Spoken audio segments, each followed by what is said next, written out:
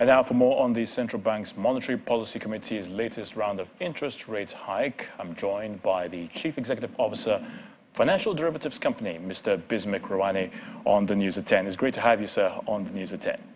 Thank you for having me. So we've just had this latest hike in interest rates from the CBN MPC. What can you tell us from the developments of today?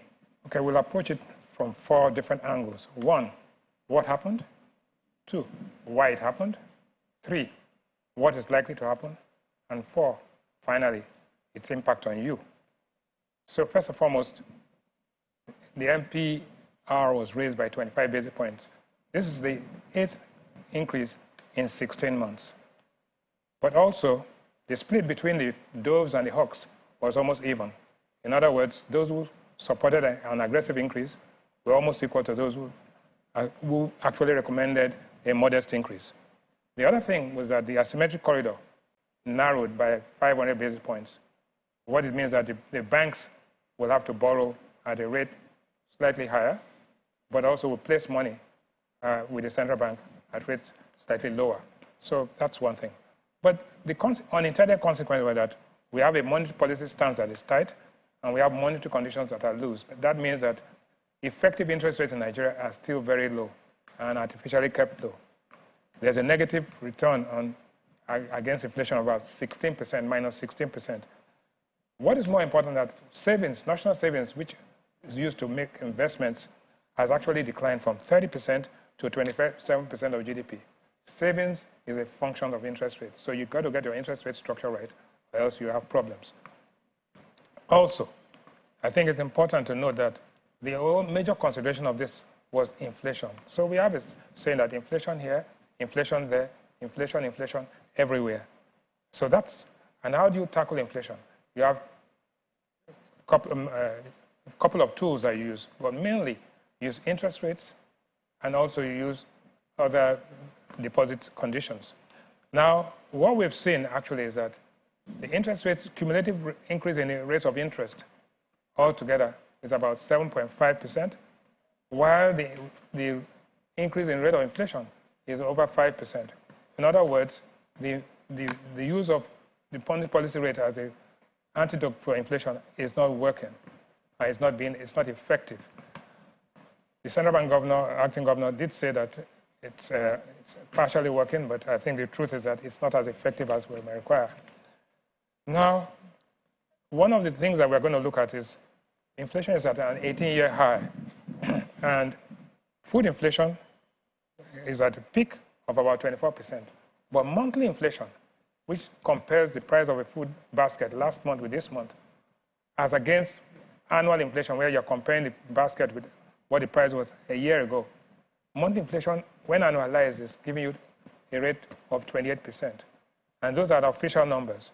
But let us take a look at some of the factors, what we call the then and now analysis.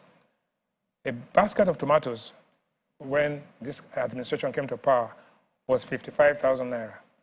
It had risen to 110,000 naira, and now it's at 95,000 naira. One tomato is at 200 naira, right?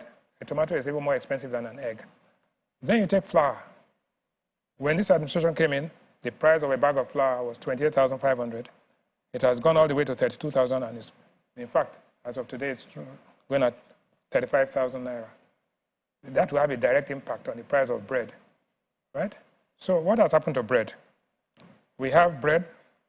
The price of a loaf of bread was 900 naira at the end of April and May, and now it's 1,200 to 1,300. Transport fare, because of the increase in the price of petrol, the trip from Oworonshoki to Abalende was 300 at the beginning of this measure. It's now 500 naira. But the good news is that the price of cooking gas has come down. And you see that what is the point having cooking gas when there's nothing to cook? That's the big issue. So food prices up, cooking gas down. The lady has an empty pot. There's nothing to cook. Maybe to boil some water for some tea. So that's a very interesting element as well. Followed closely, what's going to happen next? I think that's important. Like we said, the most important thing is that the MPR is an anchor rate, and you must increase it, and it drags other rates with it. You can see that the MPR is up there, but effective rates are down, so you're having a negative return, and that's like a ship without an anchor. When you have a ship without an anchor, the ship goes out to sea. So what should we expect next? What we should expect next is this. The president will announce his cabinet sometime in the next month or so. There will be a supplementary budget we expect in August and September. Headline inflation will increase again to 24, 25%. The GDP growth will decline or stay flat. And one-year treasury bill rates are going to increase. If we don't increase it, then we're going to have a problem. Stock market prices will ease a little bit. Airlines will sell discount fares because of the exchange rate volatility.